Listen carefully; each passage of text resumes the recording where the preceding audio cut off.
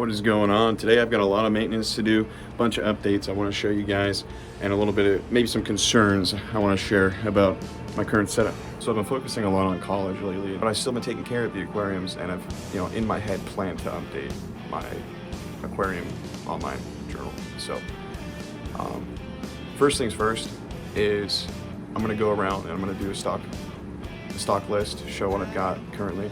Yeah, I'm gonna tell a couple of things that I have planned for each tank and just an overview of everything. Another thing I wanted to mention about this tank is I have a sort of lighting system that's a little unorthodox. That is a 7-watt LED ring light. I wanted that to be centralized in the middle of the tank, so that way the growth kind of peaks towards the middle, in contrast with how this is peaking towards the right focal point. This is a 10-watt under shelf LED light. I think it's 5000K, and this is 4500K. So far I found decent growth with the plants. The plants grow fairly well, and it keeps a hold on the algae because I do about 8 hours of this a day, and this provides good direct sunlight for the bamboo and the pothos as well. I've gotten some of the tannins from the mopani wood in the water. So the water's a little black, it looks a little rivery. There's my Corydoras mete, bandit cory. I've had this one since, like I said, about April, so it's about, I probably bought him when he was, probably 3 or 4 months old, so you're probably a year and a half old cory. But so in this 15-gallon, I've got it stocked fully. I've got 6 albino cories, 1 bandit, 1 salt and pepper longfin, and 2 CAEs. Now it might sound like a lot, but I've got it filtered for up to 40 gallons, and it's a 15-gallon tank. And with the plants and the oxygen stone, I think I've seen success in this tank, and I haven't seen very much stress. And they've grown, they've gotten way bigger, they've bred actually. I've got a video I gotta find of me finding a baby Corydora, albino Corydora in here when I was cleaning the tank one time. I'll put that up right here. That was sick. So I think this tank's doing very well. And on to the next tank. So in this tank, I've got 4 Malabar Danios, also known as giant Danios. And as you can see, the water in this tank is pristine. I could not ask for better results for this water in this tank. Also, these are a couple pieces. These are a lot of pieces of Bacopa, and I've got a couple of Bacopa plants in the 15-gallon too that I forgot to mention. I think Bacopa is probably my favorite plant that I've got, solely because of how it looks, how it grows, the alternating leaves, the alternating side of leaves. The broad leaves, I think it's really cool looking. If you keep it trim. And another cool thing is I've found that if you grow these in low light, they grow to full size, but at a dwarfed scale. It's something that I've noticed plants do. Some plants do this, right? So this is like an adult Bacopa. It goes all the way down, whatever, right? Back here, if you can see it,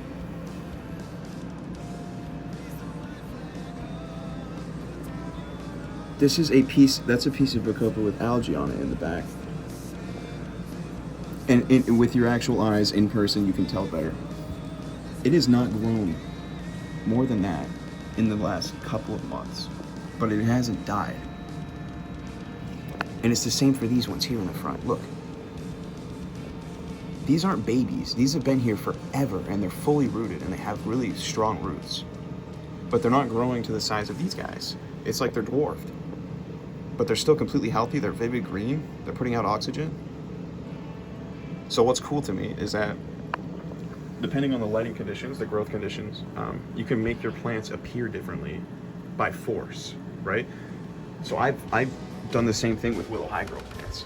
Like these willow high-grow plants are a lot smaller than you would see a fully grown willow high-grow plant, but they're stunted because of the size of tank and the lighting that they're receiving.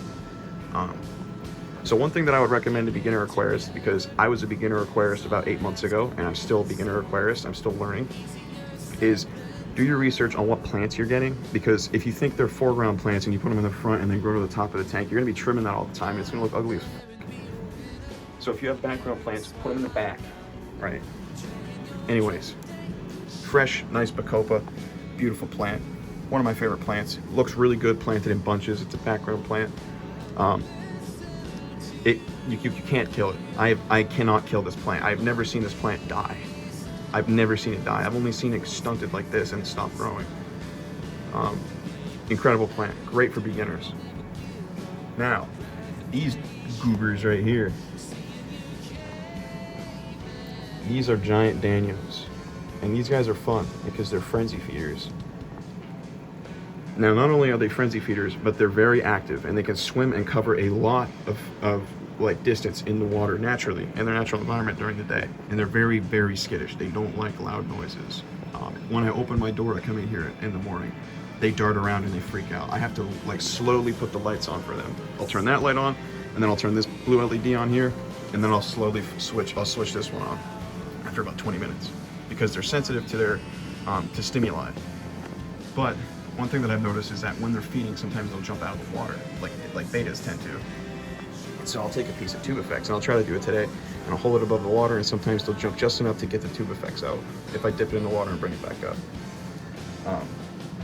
I've had these guys for about 7 months as well, and about 3 months ago, when they were dropping a bunch of eggs, I saved about 100 eggs, dropped them in my breeder tank when that was a breeder tank, and out of the 100 eggs, I had one survive, and that's him.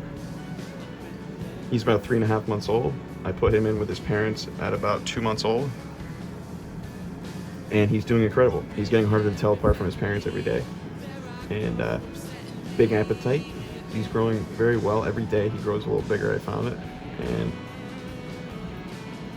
incredible fish. I mean, these fish have been through the rigmarole. They're incredibly tough, and they're fun to watch. They're fun to be around. They react. They come to your finger.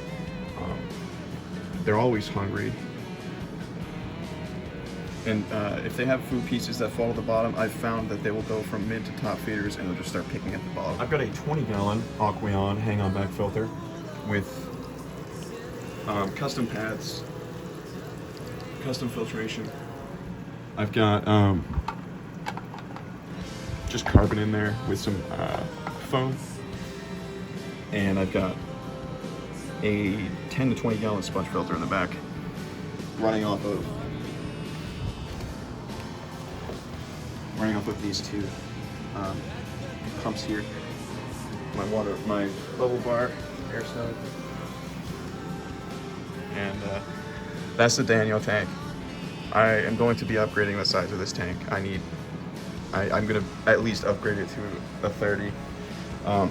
I've just got to find the space to where I'm going to put it. I'm thinking what I'm going to do eventually is take this table out of here and build, or either extend this table by building off of it, or build another big table up here and get like a 30-gallon flat tank here, something like that. But yeah, the Danios are an incredible fish. I would definitely recommend them for beginners, as long as you have enough space, which I do not, and I'm aware of that. It bothers me, but I made the mistake of, at the beginning, buying these guys as babies and not having the space for them. So I'm trying my best. I did show you guys this tank at one point, but it's an update, update vlog.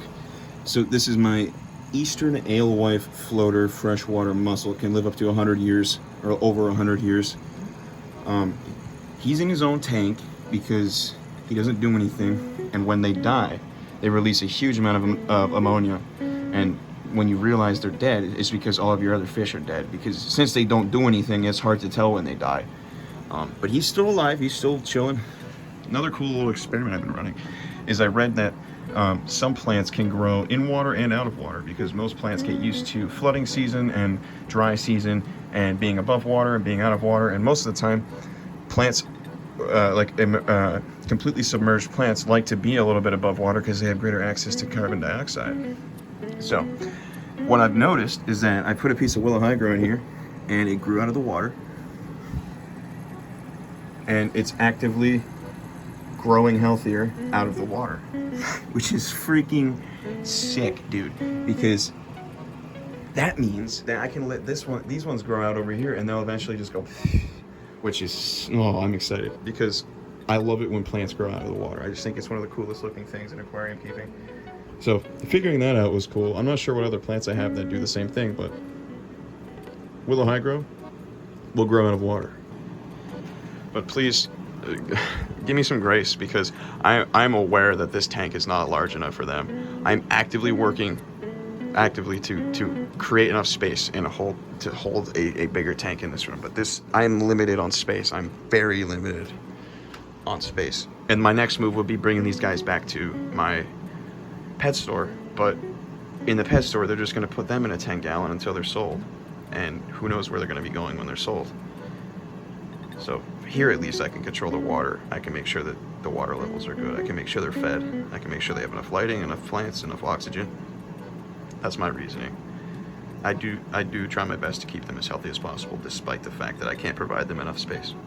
But these guys get big quick, and one thing I've noticed is they will not be stunted as much if you have them in a smaller tank. They will grow as much as you feed them. Over here I've got another 10-gallon. I've got 3 White Cloud Mountain minnows in here. Again, these guys are incredibly tough. One of the toughest fish I've ever owned in my life. Actually tougher than a beta because these guys never jumped out of their tank and died on the floor when I was sleeping. For plants, I've got, so this is fake Vallisneria glued onto 3 rocks that I found outside, boiled, and glued together. And so that's homemade. Kind of ugly. I think I'm gonna take it out eventually. This tank's a catch-all. I haven't escaped this tank. There's nothing in this tank that I've tried with other than like the water parameters, because I've got a bunch of Ludwigia here that I'm trying to grow, but it's being stubborn as hell. Duckweed that I don't want in here, but I've gotten tired of fishing out. Some Willow Hydro, some water wisteria, another piece of Ludwigia, and that's it. This tank's all just volcanic ash substrate. Good rooting is going on here. I don't have enough. I need to get more substrate for this tank. Over here, yeah, if you can freaking see him, dude. Freaking phantom of the Watra opera. You see why I'm single and lonely? This is my Hypostomus Placo. It's a piece of silicone. That's cool. I've already resealed this tank on the outside because I was insecure about how it was sealed because there was like a lip and it wasn't plumb, and it was bothering me, so I just plugged the lip with more silicone. But that's kind of concerning. I might have to fix that. This tank was a hand-me-down, so it's this tank was also a hand-me-down. That one was brand new, but these two here I keep a little closer eye on in terms of physical condition because I want to make sure that nothing happens. Okay, so you still can't see him for but he's about 4 inches long. He's my oldest fish. I've had him. He's about 9 months I've had him. He's probably a year and a half old, around there. Maybe old. He's probably around 2 years old. He's really pretty though. I like him. He likes to hide. He's never, ever out. And over here, I've got a small bristle nose. Male bristle nose. So, one thing I'm gonna try is I'm gonna try to get some of these snails out at some point. I'm gonna try to get all the snails out of the other tanks. I gotta do water changes today. I've got to test the waters today. I'm gonna rearrange some of these plants. I've got a lot to do today. I've got to top off the tanks, add some water to them from the evaporation. I gotta sweep and vacuum my room because it's full of crap. And yeah, so I'm just gonna do a time lapse of me doing all my random crap for the day for the tanks and bring it back to 2013, baby. Is that good? Do you guys feel comfortable? I feel like that's a good angle. Yeah, it's a good angle. It's a good angle. First things first.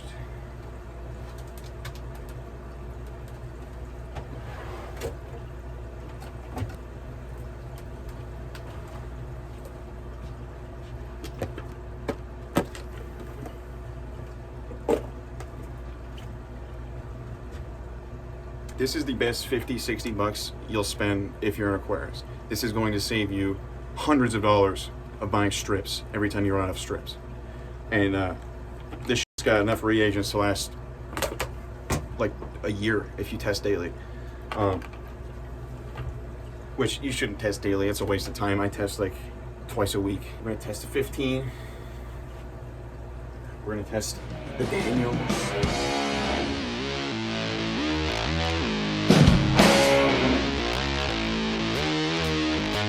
There's different directions for each reagent. It's a bitch to do. I haven't memorized it yet. Now, shake this for 30. 29, 28, 27.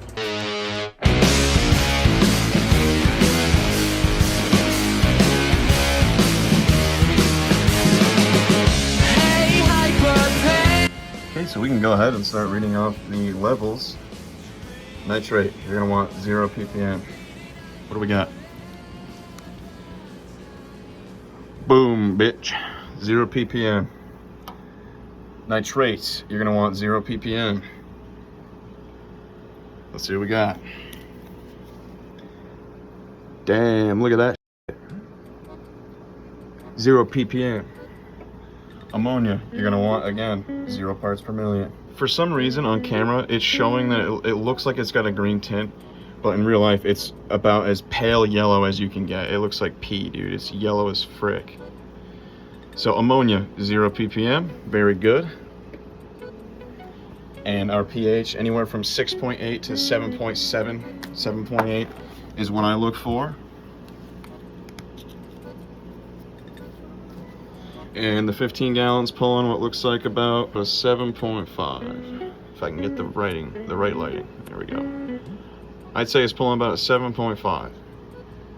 So the water parameters in the 15 gallon are perfect. Might not be the prettiest tank, but it is very healthy.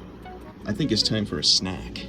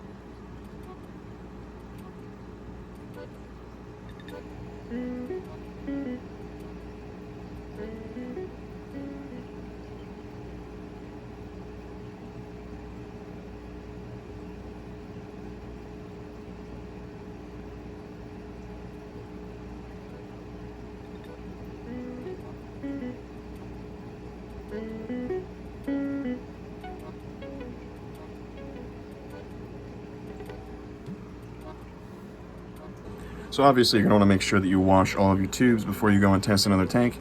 Make sure that all of the reagent and water is washed out. There's no more coloring coming out of the tube once you put water in it. And then you can go and test another tank.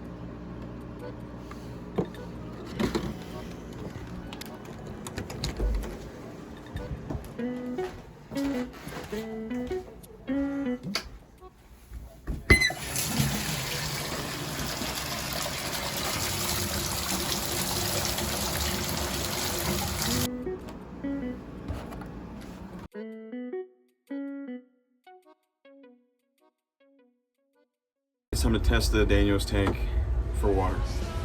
Make sure there's water in there. I'm getting old.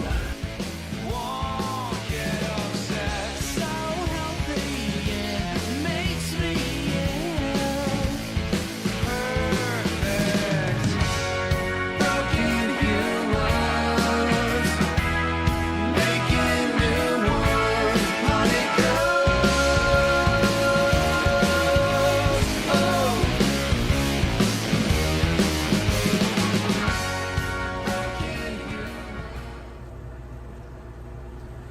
nitrite and pH in the Danio tank are perfect. The ammonia in the Danio tank is perfect. This is supposed to be yellow.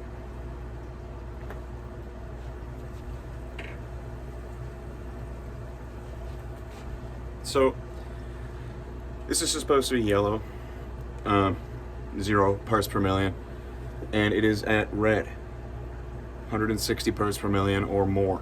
So usually that's because I overfeed, or I gotta clean the filter, I think. Overfeeding, cleaning the filter, and I gotta do a water change. So if you don't learn to enjoy the maintenance, you can't be an aquarist.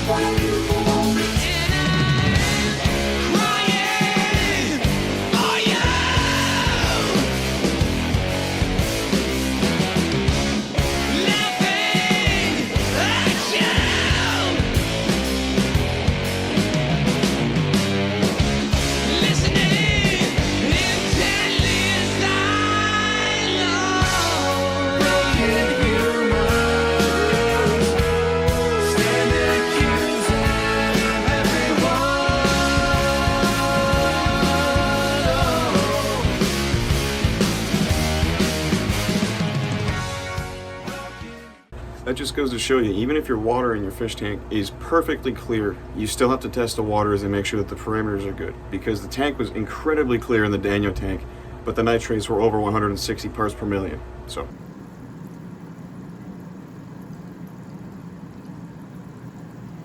I'm gonna run to the store and get a beer.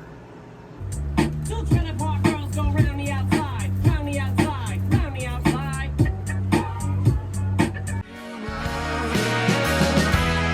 So confusing.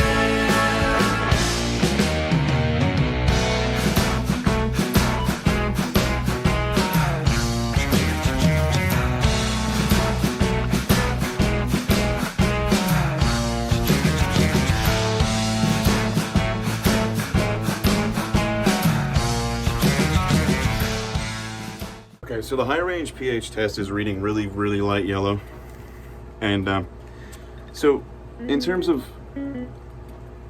a level, I'm pretty sure I'm probably going to be using the regular pH test now. Okay, so the Pleco's tank pH is reading at about a 6.7 or a 6.8. Pleco's nitrites,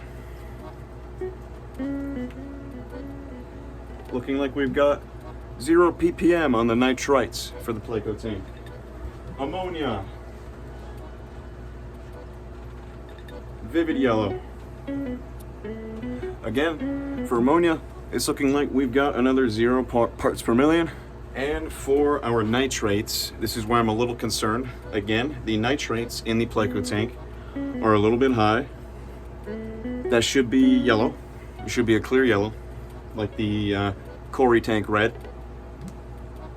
But it's reading at about, I would say, 40 parts per million in the nitrates region. So that does necessitate a water change. For freshwater aquariums, it's generally safe to keep it at 40 ppms or lower. And so the Pleco tank red at 40 parts per million in the nitrates region. So I think doing like a 30% water change is going to help. I don't have to do as big of a water change as I did for the Daniels, because they had about 140 parts per million in the nitrate region. These guys got about a 40. So 40 or less in a freshwater aquarium generally is pretty safe. Unless you're keeping invertebrates, scaleless fish like Corys, you're going to want that to be as close to 0 as possible.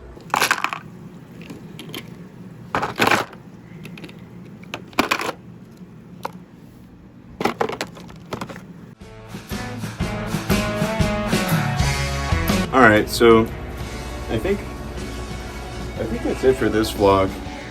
Thanks for being here with me and taking care of my fish with me. I'll see you in the next one.